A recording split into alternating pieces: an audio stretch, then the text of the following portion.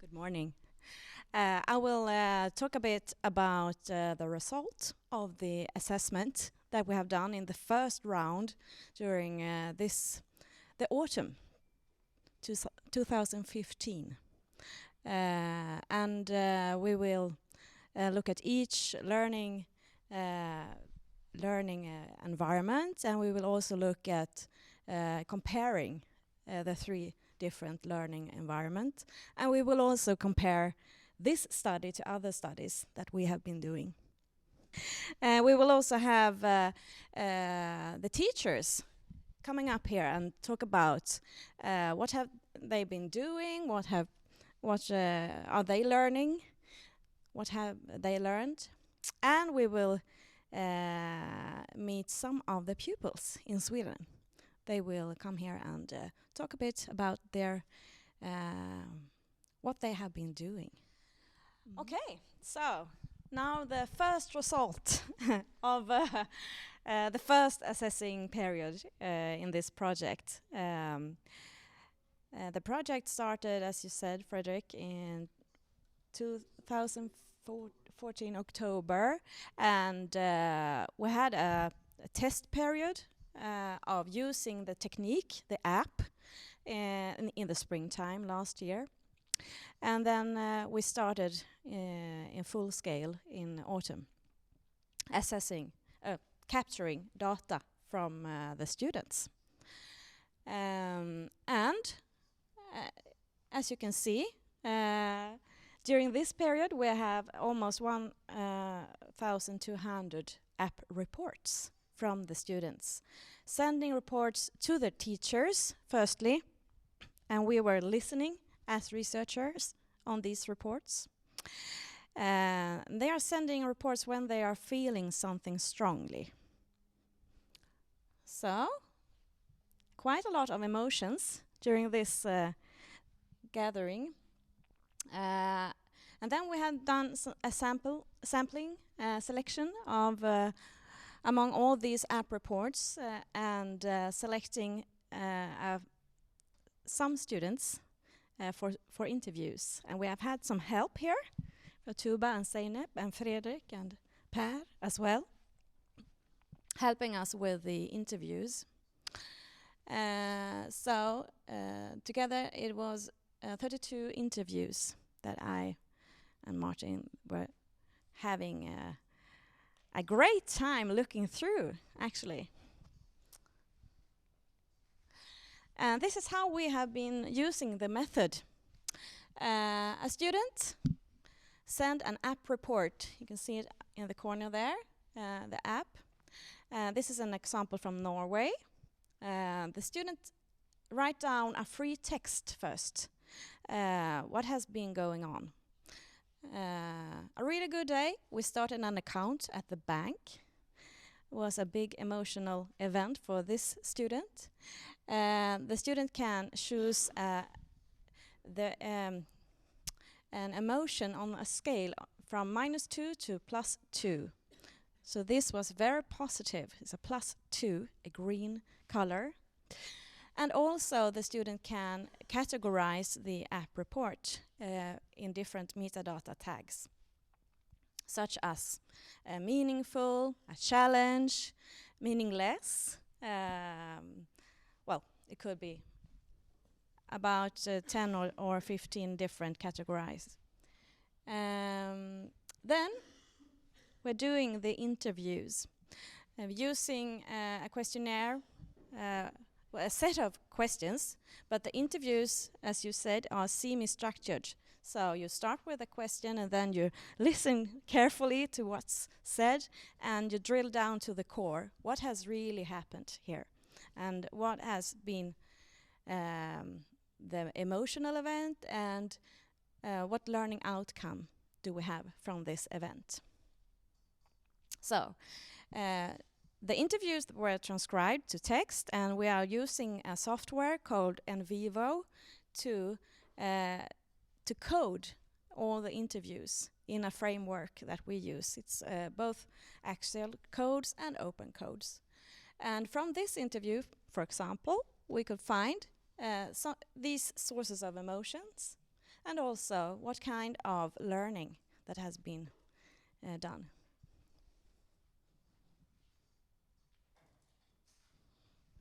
And now, when we're using this in vivo software, suddenly we can be quantitative about the quality data. So the most common sources of emotion in the whole set of the data interviews was theory versus practice. Meaningfulness, create value for someone else. Teamwork, overcoming competency gaps. Yeah, you can see. This was the most common codes in the interviews. And then if you look at the learning outcomes, were school subject knowledge on top. And that is good, I think. And also school subject skills. But thereafter, we can see entrepreneurial passion and general motivation. And we keep a difference between entrepreneurial passion, motivation, and general motivation. Entrepreneurial passion is coded when you're working with creating value for someone else. And when you're working creating value for yourself, we use general motivation. Then you have the really interesting picture here. How can you connect the learning event, the emotional event, to learning outcome? As Martin said, what should we do to develop entrepreneurial competences? And in this material we found over 3,000 links between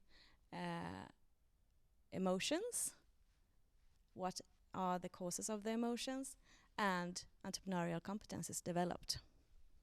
And the strongest links are theory versus practice, creating value for someone else, overcoming competency gaps, and teamwork experience.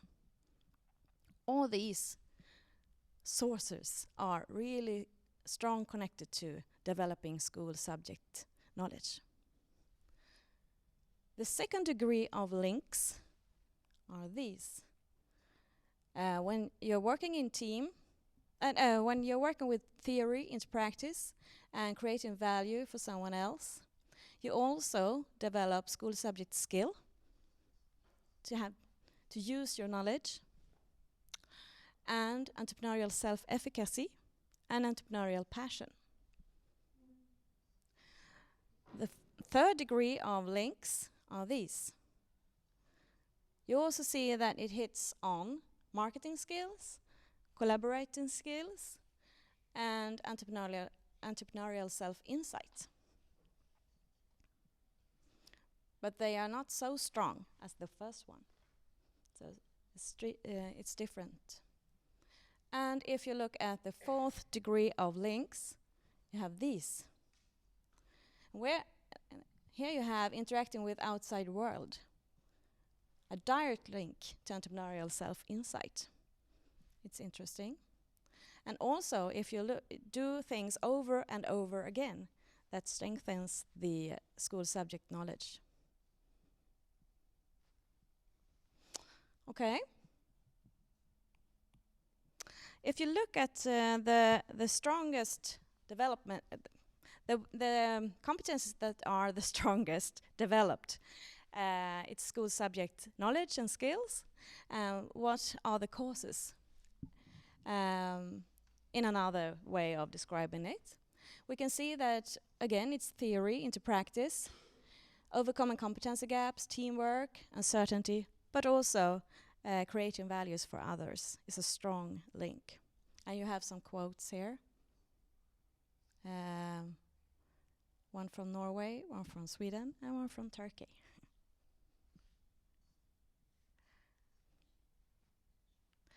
And what is really interesting for us here, looking at the entrepreneurial competencies, is that entrepreneurial self-efficacy is so very strong, developed here.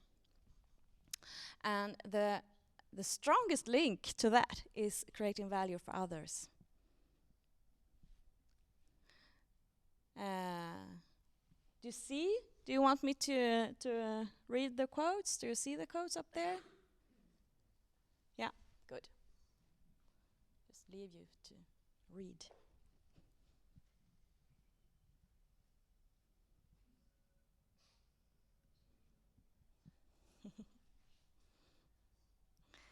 You can guess the country now. We will look deeper into each learning area soon. And entrepreneurial passion, of course, much strongly connected with feeling meaningfulness, creating value for someone else, again. And theory into practice and teamwork experience. Okay, shall we look into the different learning areas? We start with Norway. It's a compulsory school in Rakkestad. 82 students working with the app. The average emotion, always interesting to look at, 1.23. The highest score is 2, +2. The lowest is -2. So they're quite happy. They have been reporting a lot of reflections, not so many actions in the app reports. I should also say that the students, they have worked 1 day a week reporting in Fridays. And they have been categorizing their app reports like this. Is a percentage of how it looks like in all app reports from Norway. You can see that learning something new is very strong. Being creative, to manage something. Confidence and frustration are the strongest. The method that they have been using in Norway is a concept from Junior Achievement called elevbedrifter. It's a kind of company program. The students are working in teams during 1 year. They are they're working with an own ID. They are developing it, and they can sell services and products. And it's it's a very creative thing of way of working, I think. Here are some quotes from Norway.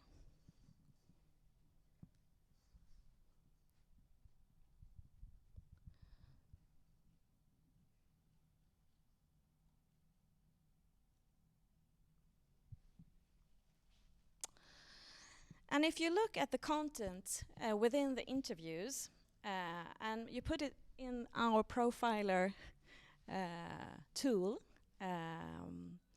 try to graphically show you what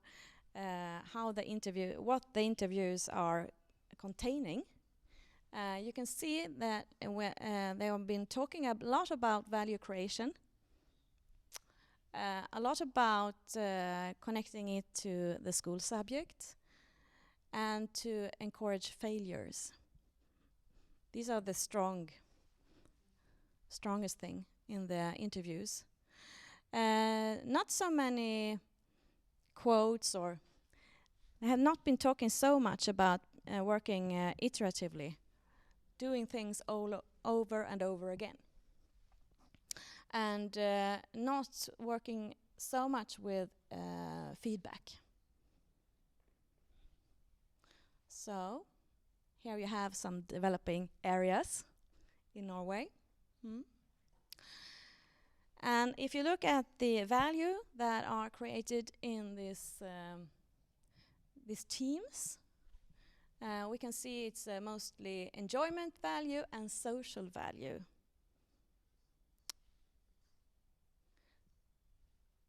Okay, we go to Sweden then. Yay! 37 students working in different classes. The average emotion 125, high also. More reflections than activities. And if you look into the metadata tags, you have the strongest are meaningful, teamwork, being able to take responsibility, and a challenge.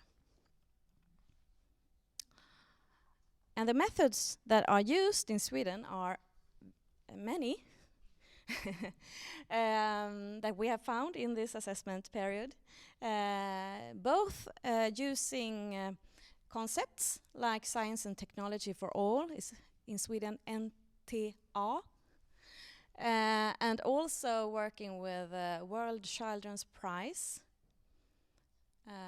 I can say science and technology for all is a kind of a toolbox with elaborations and experimental material that you can work with in teams in school class.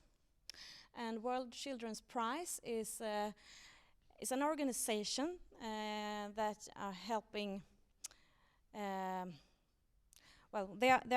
They like children to choose their child hero, actually, and presenting the 3 nominees for this year to the other students in the school, going into the classes and present their nominee. And then they are doing a global selection together on one day. Also, another concept was Stars for Life, and a non-profit organization working to help children in Africa. And they were doing a concert, and the students were working with this concept both in the English classes in the school, and then they had a whole day out in Hönö doing the concert. Then also the cooperation between an upper and secondary school with technician students, pen pals in China, pupils' choice. It's like the students, they choose once a week what to dig in more to within a subject. And also a class meeting has been a quite emotional event during this assessment period. Here are the quotes from Sweden.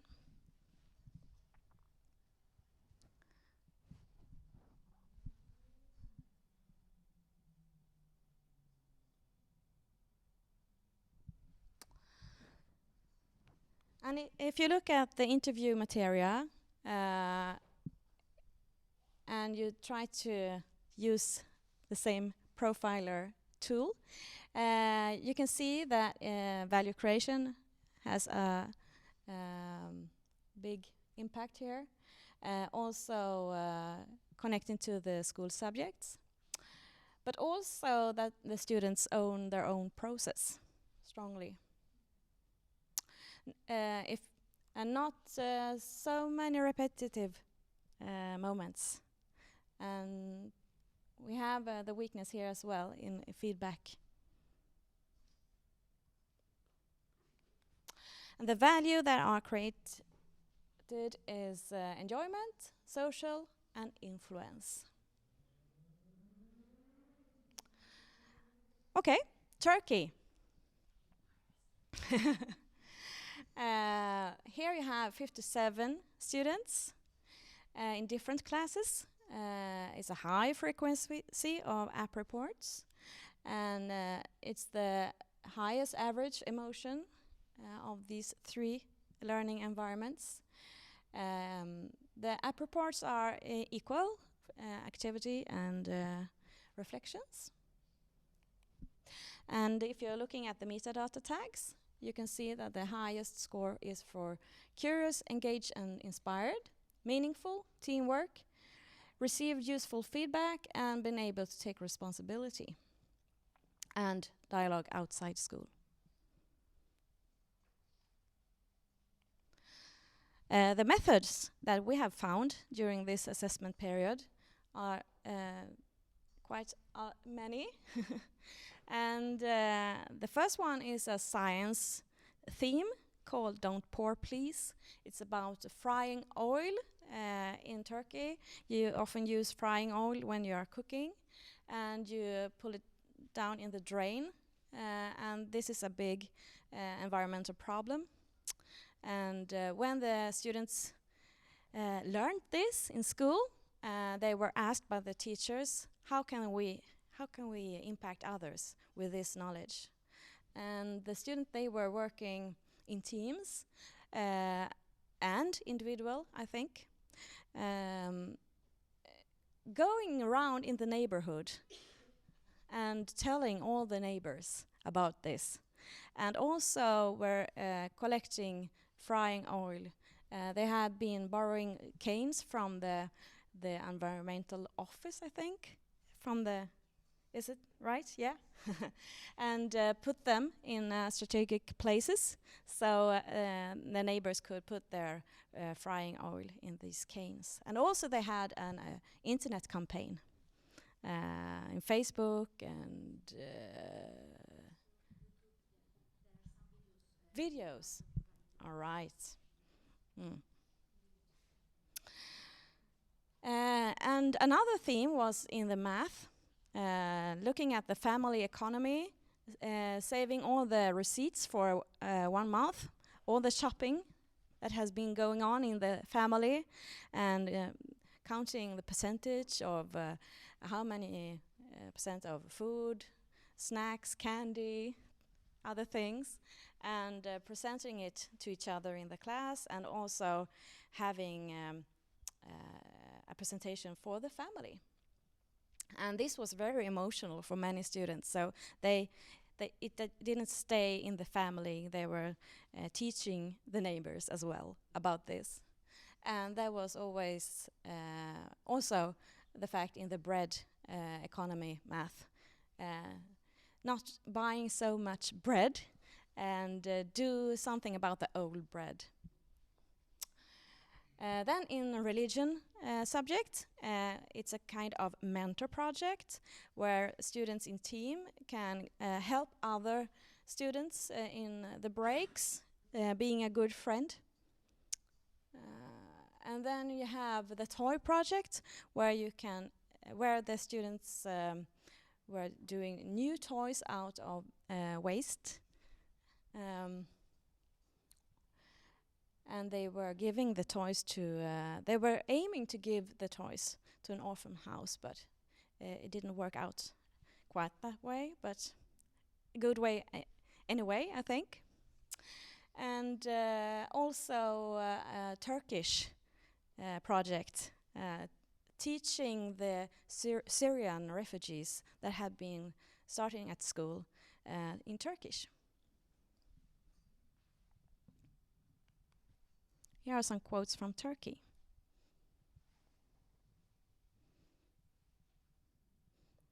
I have to read this. If only I learn this, then the knowledge is only mine, and it will only be me that changes. But if people around me also learn, then I will have contributed more. Then I can counteract them wasting more, and it will be a positive result. We can not keep knowledge to ourselves. If we keep the knowledge to ourselves, this means that we restrict the right of others to learn. Yay! I love it. Good. And the value in these methods that we found were enjoyment, social, harmony, and influence.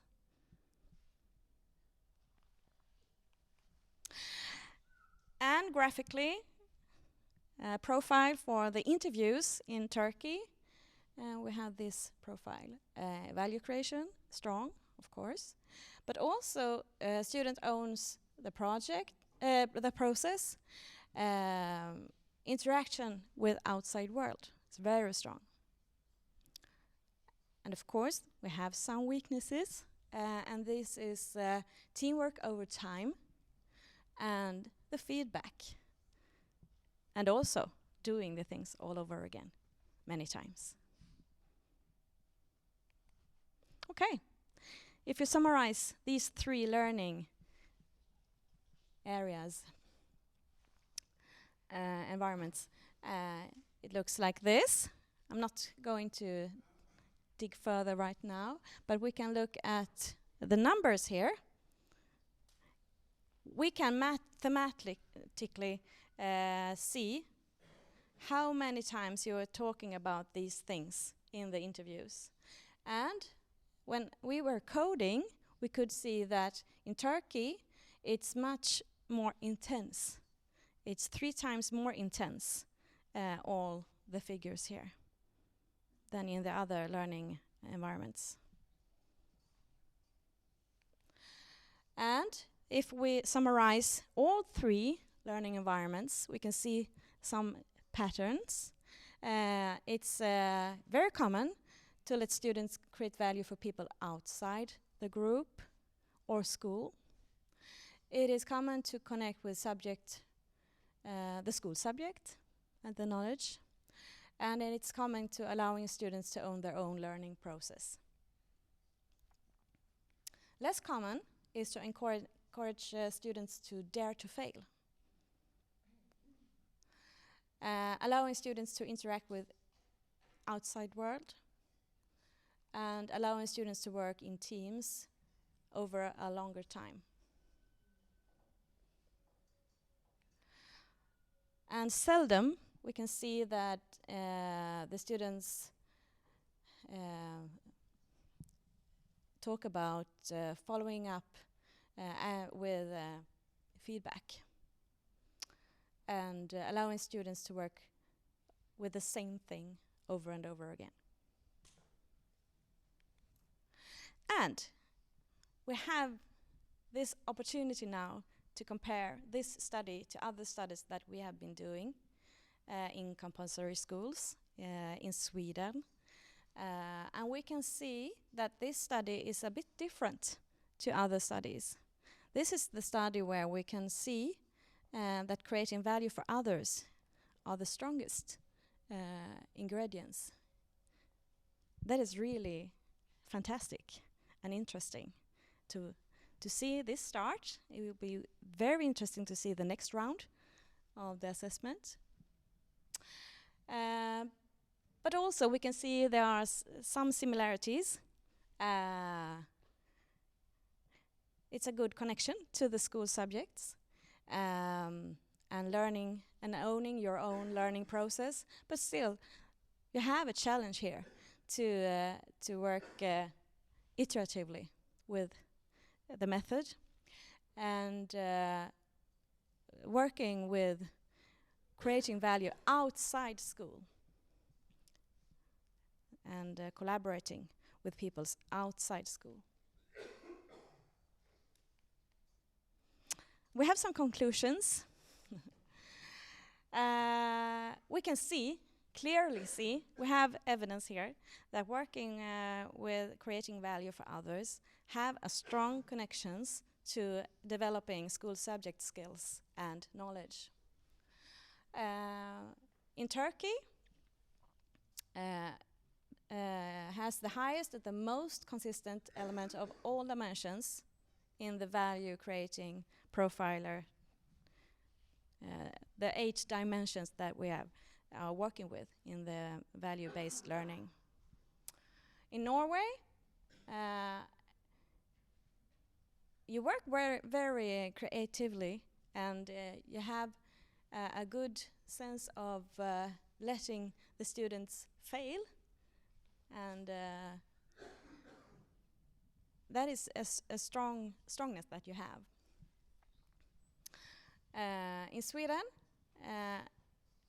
it's activity-based feedback that are the most strong ingredients here. And we have some challenges as well, as you see. Turkey, it's feedback. In Norway, it's about doing things all over again, over and over again. In Sweden, is to work outside of school and to let students fail.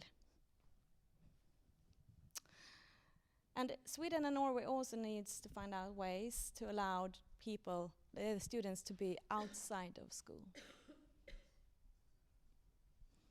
Okay, now we have 5 minutes for reactions. But we also will have a break, aren't we? So we can talk about it within the break. Maybe Martin, do you have some comments?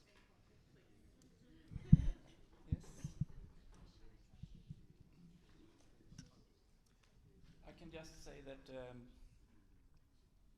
this is not the truth. This is interpretations of the data we have collected. So these are the conclusions that we have drawn based on what students have told us. And there's one thing you need to know, and that is strong emotions make other things come out of the picture, which means that you cannot really be strong in everything. There's always something that captures the attention of the students. There's always something that is the most important thing for them. So you cannot be good in all categories here. Do you see what I mean? So a weakness can also be that it hasn't been in focus for one reason or another. It doesn't mean that it is a weakness. It means that for some reason they haven't talked about it. When I see the result of the research, I can see what's happening in our school and what's the result of the research. I can compare it, and they can make connection outside of the world, outside of the school. I can see this because when applying the project, they are doing this one, and especially teamwork they do together while doing projects. Yeah. And that's an example of when maybe. So even if they work in teams, maybe they don't talk about it in the interviews for one reason or another. So this could be an example of not being a weakness, but being something that they are actually not thinking about. When I see the chart, the team work is very limited on the chart. But while applying the project, I see they are working together as a group, and they do all the things together. I see there are some differences between the chart and the real practice. Okay. And that is always the challenge when trying to quantify human experience. This is always a challenge. There are other ways to quantify human experience, and they have their strengths and weaknesses. And it's the same with this method as well. So we need to keep that into account when we think about what Carin has presented now. A combination between how many app reports you were sending, strong emotion, strong positive emotion, strong negative emotion, if you can see if it's pending, and also what kind of metadata tags that you have been choosing. So it takes a while to describe exactly how I work with it, but it's many combinations of emotions, tags, and what the students have described in the free text. Absolutely. I've read all these app reports. Yeah. This is called extreme case sampling, the method, and it basically means that we look for cases where we see what we are searching for, what we are trying to understand. And it's a way to try to get every environment to show itself from its best side in terms of what we are looking for. And this is why the app is so important in this kind of research, because it helps us. It's I call it a fishing net. There are so many experiences that are out there, and we want to find those that we can learn from when it comes to this kind of way of working. Small, but Thank you. Thank you for your contribution and hard work. Thank you. Thank you. Thank you. Thank you. And we will have fika, and we'll be back at 11. So hope to see you then.